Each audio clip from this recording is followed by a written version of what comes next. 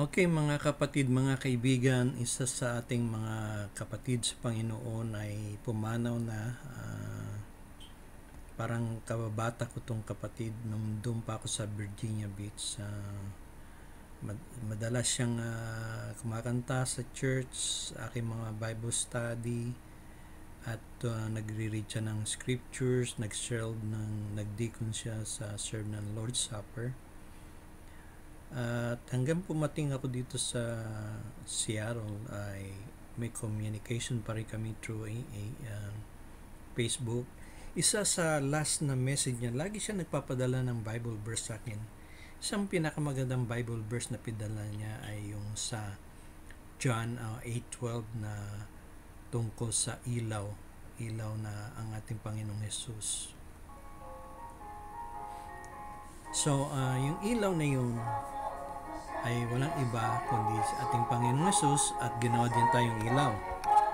So, itong nasusulat sa 8:12, sabi ni Jesus, sabi niya, "Ako ang ilaw ng sanglibutan. Yung sumusunod sa akin na hindi lalakad sa kadiliman, kundi lalakad sa ilaw ng buhay." Napakaganda yun, ano? Ilaw ang ating Panginoon Jesus, tapos ilaw ng buhay. Kasi pag walang ilaw, patay, di ba? Madilim, ganun, walang kalungkutan, parang ganun. Pero kapag naka-Jesus tayo, pangailang tayo sa Diyos, itong verse na pinadala niya sa akin, sa meditation sa Messenger, napakaganda ng message. So ito ang ating tatalakayin ngayon. We're gonna talk about. Tandaan natin ang church ang iglesia doon sa malaking syudad ay isang ilaw. Hindi yung building, Hindi yung building, kundi yung mga tagasunod ni Kristo. So, lahat tayo ay ilaw. Ginawa tayong ilaw para sa ating komunidad. Anong klaseng ilaw natin? Sabi gano'n, ito, magliwanag tayo. Yan ang mahalaga dyan, na sa pamagitan ng mga mabubuting gawa ng pag-ibig natin, kasi pag nakita yan, itong pinakaway na yung mabuting gawa, kabutihan, yan ang importante dyan.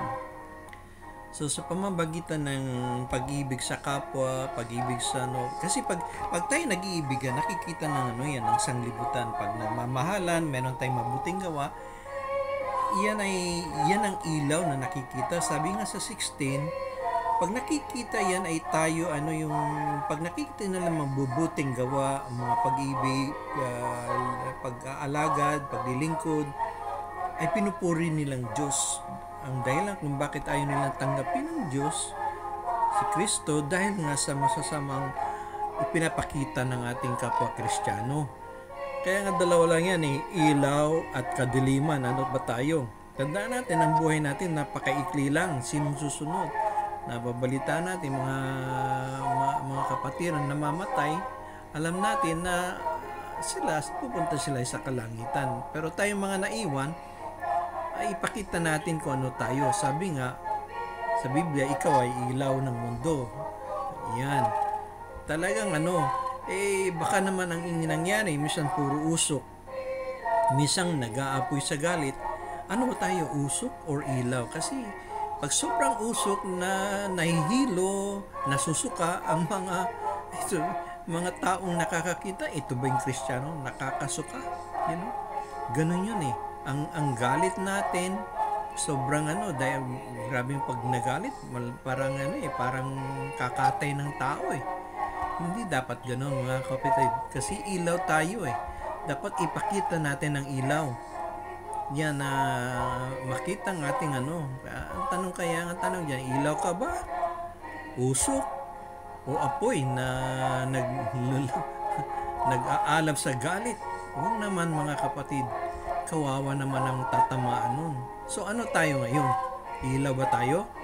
Tatanda natin si Jesus namatay sa ating kasalanan. Kapag tayo lumalakad sa ilaw, kasi ilaw siya, kasi meron tayong pakikisama or fellowship sa isa't isa. Yan ang tandaan natin at nilinis tayo sa ating mga kasalanan. Huwag natin kalimutan yan mga kapatid.